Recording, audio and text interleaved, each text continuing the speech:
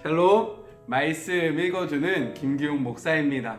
어떻게 저 변한 거 없습니까? 네, 시원하게 머리를 한번 밀어봤어요. 어떻게 잘 어울립니까? 하나님의 말씀과 함께 오늘 하루도 동행하시면서요, 이렇게 시원하고 깔끔한 그리고 깨끗하고 정결한 그런 복된 하루가 되셨으면 좋겠습니다. 네, 그냥 한번 해봤어요. 네, 우리 같이 하나님의 말씀 볼까요? 하나님의 말씀은요, 에스겔 37장 15절부터 28절까지의 말씀입니다. 하나님의 메시지가 내게 임했다. 너 사람의 아들아, 막대기를 가져다가 그 위에 이렇게 써라. 유다와 그의 이스라엘 동료들. 그 다음 막대기를 가져다가 그 위에 이렇게 써라. 에브라임의 막대기인 요셉과 그의 모든 이스라엘 동료들. 그런 다음 그 두 막대기를 하나로 묶어 내 손에서 한 막대기가 되게 하여라. 내 백성이 내게 지금 무엇 하는 겁니까? 하고 묻거든 그들에게 전하여라. 주 하나님이 말한다. 나를 잘 보아라. 내가 에브라임 손에 있는 요셉 막대기, 곧 그와 연결된 이스라엘 지파들의 막대기와 유다 막대기를 연결하여 그 둘을 한 막대기로 만들 것이다. 그 둘이 내 손에서 하나의 막대기가 될 것이다. 또 너는 내가 그를 새겨 넣은 그 막대기들을 가져다가 사람들이 잘 볼 수 있게 높이 쳐들고 그들에게 말하여라. 주 하나님이 말한다. 나를 잘 보아라. 나는 이스라엘 백성이 포로로 붙잡혀간 땅에서 그들을 데리고 나올 것이다. 내가 그들을 사방에서 모아다가 다시 고향으로 데리고 올 것이다. 그들이 그 땅 이스라엘의 산에서 한 민족을 이루어 살게 하고 그들 모두를 다스릴 한 왕을 그들에게 줄 것이다. 다시는 그들이 두 민족, 두 왕국으로 나뉘는 일이 없을 것이다. 다시는 우상 숭배와 추악하고 역겨운 짓과 반역 행위로 자기 삶을 더럽히는 일이 없을 것이다. 내가 그들을 죄로 물든 소굴에서 구해 주리라.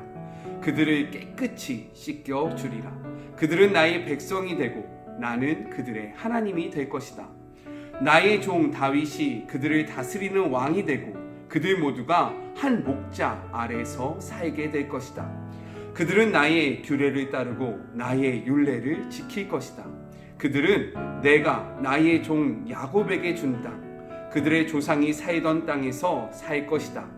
그들과 그들의 후손들이 거기서 영원히 살고 나의 종 다윗이 영원히 그들의 왕이 될 것이다. 내가 그들과 평화의 언약을 맺을 것이다. 이는 만물을 존속시키는 언약이요 영원한 언약이다.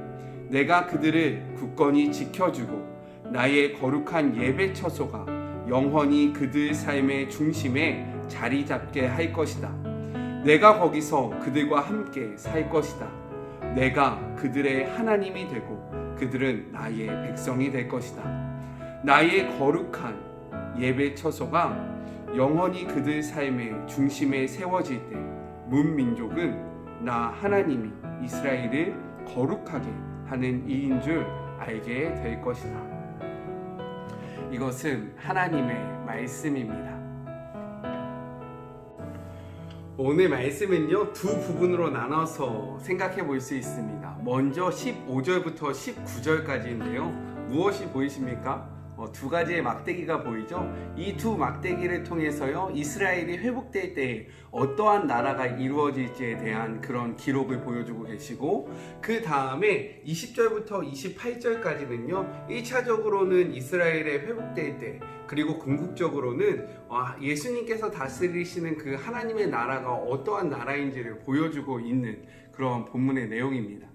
이스라엘은요, 사울로부터 왕정국가가 시작이 돼요. 사울로부터 시작된 왕정국가가 다윗으로 넘어오게 되고요. 다윗의 아들까지 이 3대 기간 동안은 우리가 통일왕국 시대, 즉 하나의 왕이 다스리는 하나의 국가의 시대라고 이야기를 합니다. 그런데요, 솔로몬의 아들 르호보암이 왕이 됐는데요, 이 르호보암이 왕이 됐을 때 나라가 나뉘게 됩니다. 이때가 바로 BC 930년경이에요. BC 930년경에 르호보암 때문에 나라가 나뉘어지는데 북이스라엘과 남유다로 나뉘어지게 됩니다. 이 나뉜 북이스라엘은요, BC 722년에 아수르라는 나라가 침공하면서 멸망하게 되고요.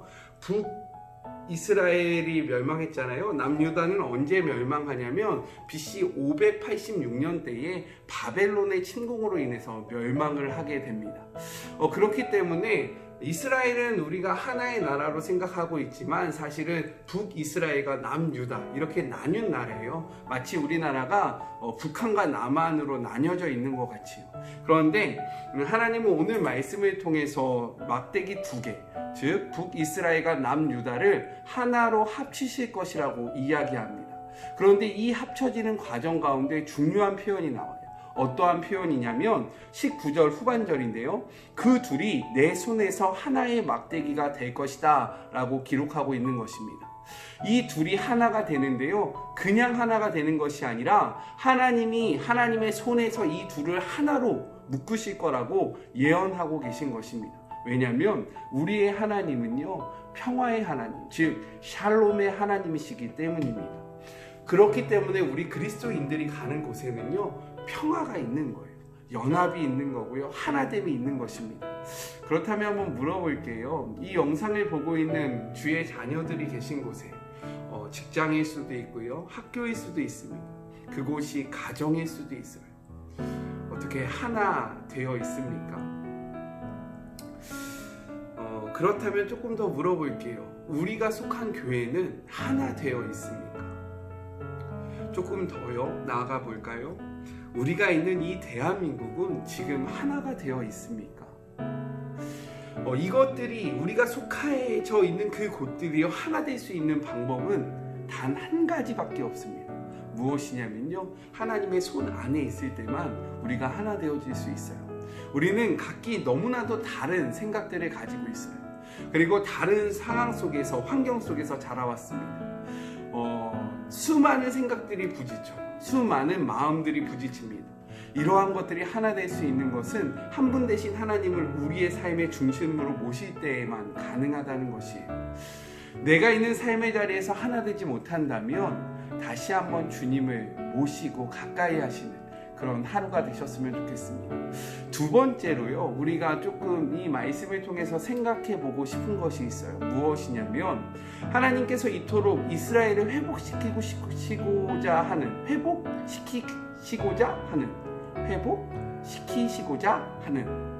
그 이유가 무엇일까요? 그것은 무엇이냐면 다윗과 맺은 그 언약 때문에 그런 거예요. 그런데 제가 아까 전에 조금 전에 설명하지 않았습니까? 하나였던 이스라엘이요, 북이스라엘과 남유다로 나눠졌다.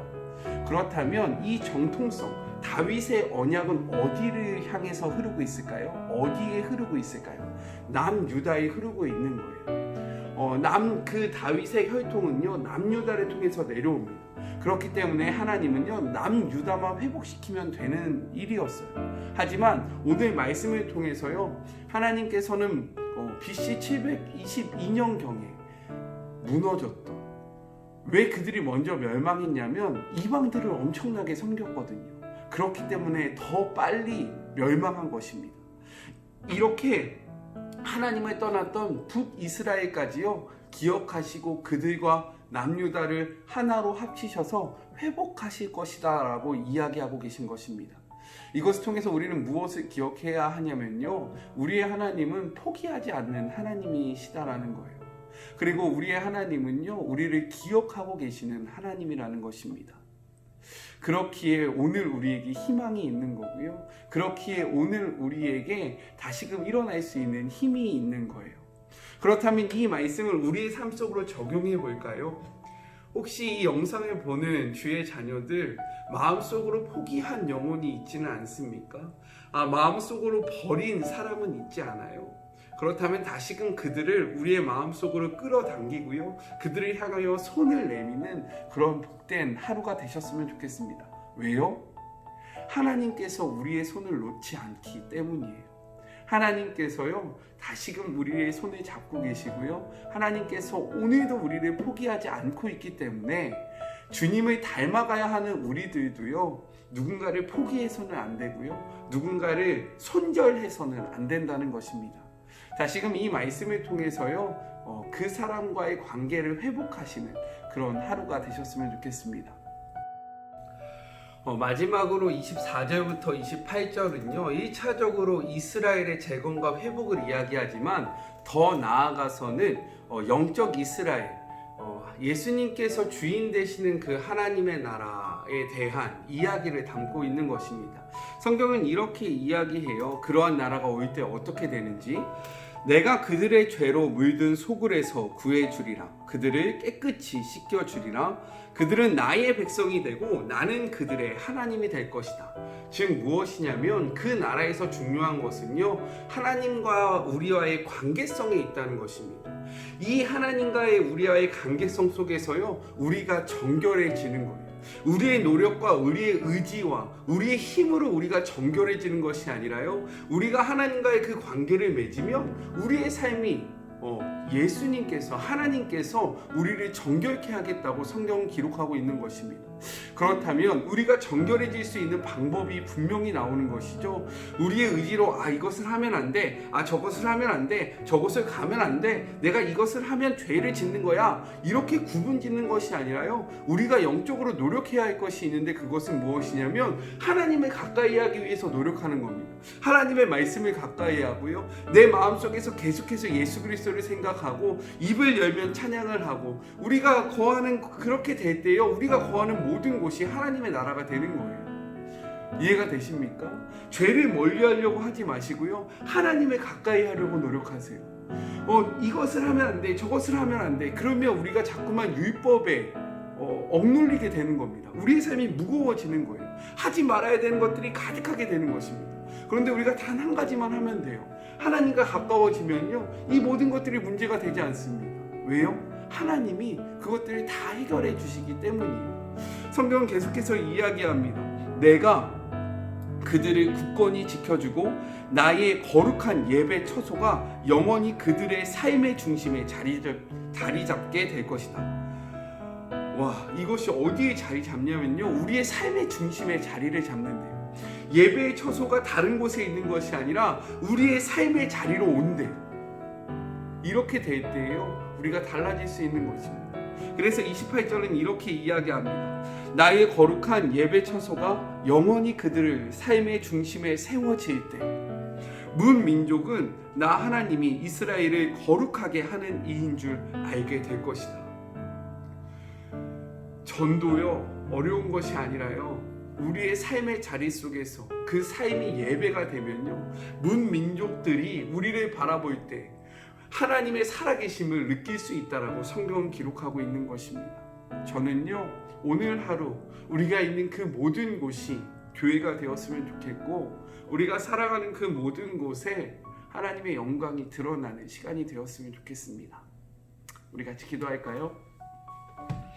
하나님 감사합니다. 에스겔의 말씀이 우리에게 위로가 되고 힘이 됩니다. 에스겔의 말씀을 통해서요 우리의 하나님이 어떠한 하나님인지를 깨닫게 되고 우리를 여전히 포기하지 않으시며 우리를 여전히 붙들고 계신 그 하나님의 크신 은혜를 깨달을 수 있음을 고백합니다. 우리가 죄를 짓지 않기 위해서 노력하기보다는 하나님과의 관계성을 더욱더 집중해서 이루어 가기를 소원하오니 하나님 오늘 하루 주님을 더욱더 사모하는 하루가 되게 하여 주시옵소서. 또한 우리의 예배와 삶을 분리하는 것이 아니라요 우리의 삶의 중심이 곧 예배의 처소가 되기를 소망하오니 우리가 있는 학교, 우리가 있는 직장, 우리가 거하는 가정 그 모든 곳에 하나님의 영이 함께하여 주셔서 그곳이 곧 우리의 교회가 되게 하여 주시옵소서. 오늘도 말씀을 통해서 깨닫게 하여 주심에 감사합니다.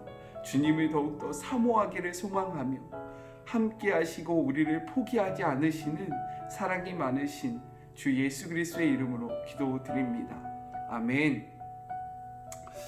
오늘 머리 깎아서 그런지 참 많이 버벅거렸는데요. 이쁘게 봐주세요. 우리 내일 또 만나요. 사랑하고 주님의 이름으로 축복합니다. 포기하지 마시고 그리고 누군가를 향해서 다시금 손을 내미시는 그런 복된 하루 되세요. 안녕. 저 오늘 많이 신났나 봐요.